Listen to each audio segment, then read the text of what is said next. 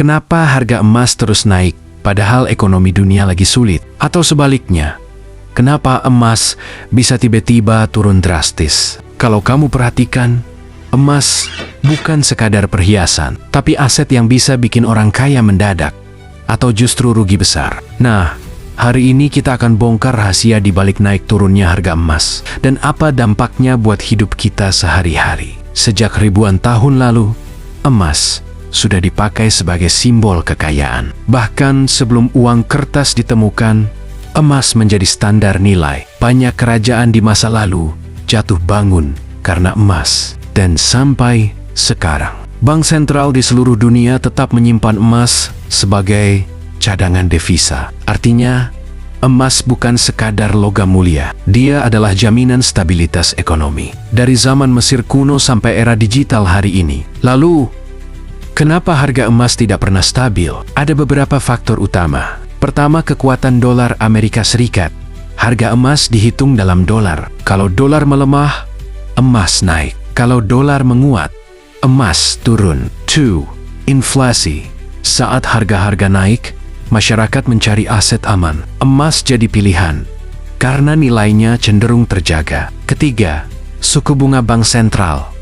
Jika suku bunga tinggi, orang lebih suka deposito atau obligasi. Kalau rendah, orang lari ke emas. Keempat, kondisi global, krisis ekonomi, perang, bahkan pandemi. Semua bisa bikin harga emas melonjak karena dianggap safe haven. Beberapa tahun terakhir, harga emas sempat mencetak rekor tertinggi. Contohnya tahun 2020.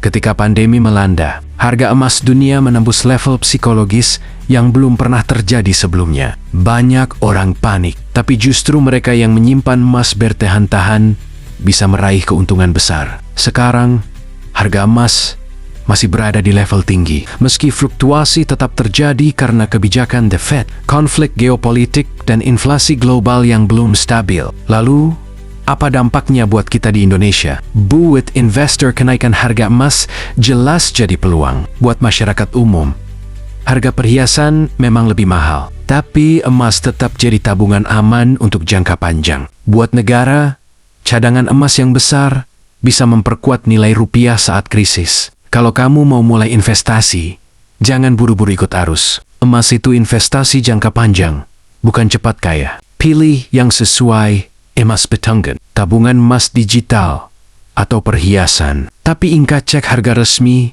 dari Antam atau Pegadaian. Jadi, harga emas mungkin naik turun, tapi selama ribuan tahun, satu hal tidak pernah berubah.